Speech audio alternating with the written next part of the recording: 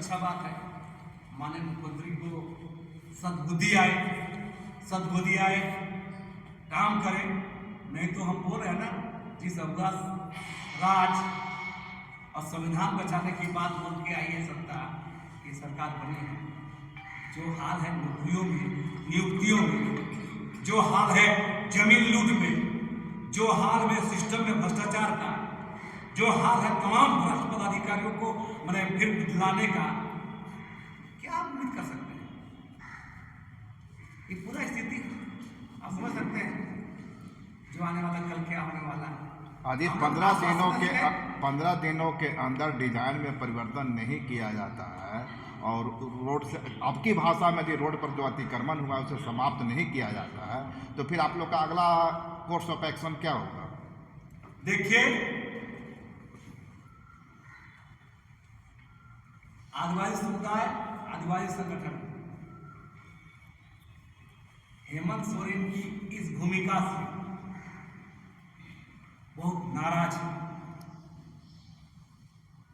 चाहे जमीन लूट का सवाल, चाहे पैसा कानून का नियमावली बनाने का सवाल, चाहे गांव निचले स्तर पर जो भ्रष्टाचार का सवाल, चाहे भ्रष्ट अधिकारियों को संरक्षण देने का सवाल, सारा लोग देख रहे हैं।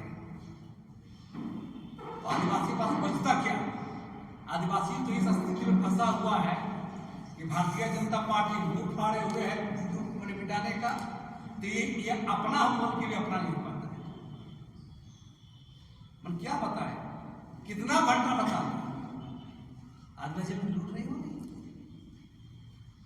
हेमंत सोरेन बयानबाजी करते हैं कि वीडियो सीओ ब्लॉक अंचल दलालों का अड्डा, ये हास्यास्पद है कि नहीं?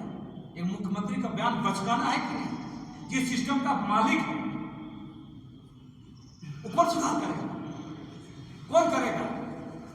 और एक तरफ पूजा सिंह अधिकारी का निलंबन मुक्त करके कार्मिक में ले आते हैं। तो क्या आप मानते हैं कि अंचल कार्यालयों में भ्रष्टाचार नहीं है? भ्रष्टाचार है, तो फिर सीएम ने तो इसकी स्वीकारोक्ति ही की ना। कैसे होगा? आपकी जवाबदेही क्या है? आपकी जिम्मेदारी क्या है? आप बयानबाजी करके निकल जाइएगा। किसको समझते हैं मूर्ख? झारखंड की जनता को समझते हैं। यहाँ के पढ़े लिखे लोग नहीं जानते हैं कि राज्य के मालिक राज्य हेमंत सोरेन के हवाले है, चीफ सेक्रेटरी है, डीसी है, उसके बाद छोटा सा पीडीओ है।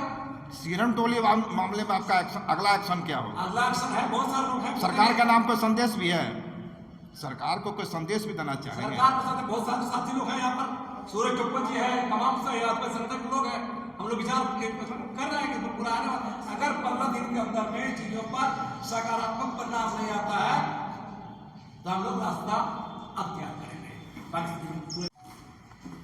हम लोग आज का प्रेस वार्ता का उद्देश्य सरना जमीन को बचाने का है। आज बड़ी दुख है कि झारखंड में आदिवासी सीएम होते हुए भी आदिवासी का धार्मिक चीजों को बचाने में विफल है सरकार।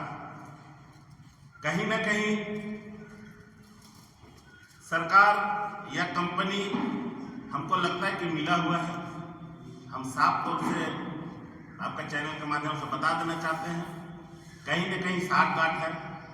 देखिए, झारखंड में तमाम आदिवासी संगठन विरोध प्रदर्शन कर रहे हैं और अभी कुछ टीम माननीय हेमंत सोरेन के विधानसभा में भेंट किए हैं और सीएम का कहना है कि हमें तो जानकारी नहीं है। तो कैसे नहीं जानकारी है सर आपको? आप तो खुद जाते थे निरीक्षण करने, पूरे लश्कर के साथ जाते थे ब्रिज का निरीक्षण करने, तो आपको कैसे नहीं मालूम है कि सरना स्थल के पास आपका फुट ब्रिज गिर रहा है? तो कहीं ना कहीं हमको लगता है कि बहुत बड़ा कंपनी के साथ खेला है। और 1 अप्रैल को सरूल है, ज्यादा दिन सरूल नहीं है, और सरूल में लाखों के संख्या में लोग आस्था के रूप में उस जगह जाते हैं जल ढालने के लिए, और 10 फीट पहले से जमीन सरना का ले चुके हैं।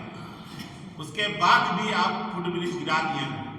तो लाखों की संख्या में जो घोड़ा दल जाते हैं गाना बजाने के साथ, ढोल नगाड़े के साथ, अपने वेशभूषा के साथ अपना शोभा यात्रा को ले जाते हैं, और जगह कम हो जाने के बाद कभी भी भगदड़ हो गया, जान माल हानि का घटना हो जाएगा तो इसकी जिम्मेवारी कौन लेंगे?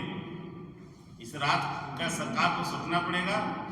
और सरकार जल्द से जल्द उस फुटब्रिज का कोई उपाय नहीं करते हैं, खाली आश्वासन से काम नहीं चलेगा। क्योंकि आदिवासी को हर चुनाव में ठगने का काम किया है, तो चुनाव तक नहीं, अब जब आदिवासी का धार्मिक चीज का बात होगा तो गर्दन कटाने के लिए हम लोग मंजूर है और सरकार का खुल के विरोध करेंगे। नहीं तो 15 दिन के अंदर फुटब्रिज का कोई ये करे, उपाय निकाले, नहीं तो इस बार का शुरू तमाम आदिवासी अखाड़ा से जहां जहां से झांकी प्रोसेसन निकलता है, हम लोग कल से उसमें जाएंगे, सब अखाड़ा का अध्यक्ष से बात करेंगे और एक काला दिवस के रूप में हम लोग इस बार का सलूट को मानेंगे। मुख्यमंत्री भी आदिवासी, मंत्री भी आदिवासी है, विधायक भी आदिवासी है के साथ वहाँ पर कई आदिवासी अगुआ नेता थे मौजूद, और जो आप जिस चीफ वहाँ एक्सक्लूसिव बिजनेस की बात कर रहे हैं वो भी आदिवासी ही हैं।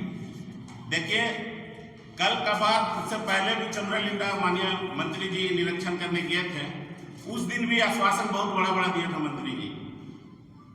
और मंत्री जी खुद एक आदिवासी है, जब सत्ता में नहीं थे, मंत्री नहीं थे, तो उन्होंने आदिवासी के लिए धरना, प्रदर्शन, सभा क्या नहीं किया।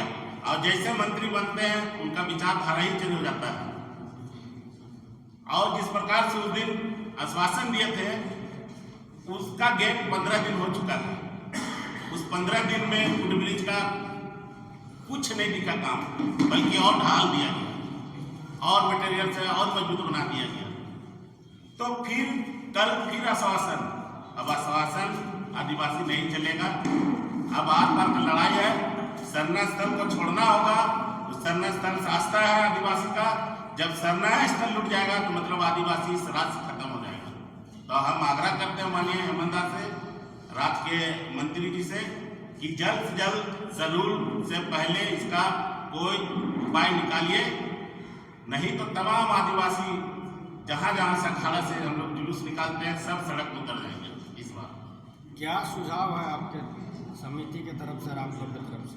सुझाव है माननीय मुख्यमंत्री जी की, देखिए लंबे समय से आदिवासी का धार्मिक चीजों को लूटा गया है, ये दलाल के माध्यम से हो या किसी अफसर के माध्यम से हो या नेता के माध्यम से, कहीं न कहीं आदिवासी पिसाता है जमीन के मामले में। तो जमीन तो लुटा रहा, मगर आज ऐसी स्थिति के मेरा धार्मिक चीज को भी लुटा जा रहा है। तो धार्मिक चीज मेरा आस्था की चीज है, हम लोग उसके बचाने के लिए अपने जान भी देना पड़ेगा इस बार, तो हम लोग देने के लिए तैयार हैं, मगर सरना स्थल बचा कर रहेंगे। गुड़िया भवन में विभिन्न आदिवासी संगठनों के द्वारा प्रेस वार्ता को रखे हैं।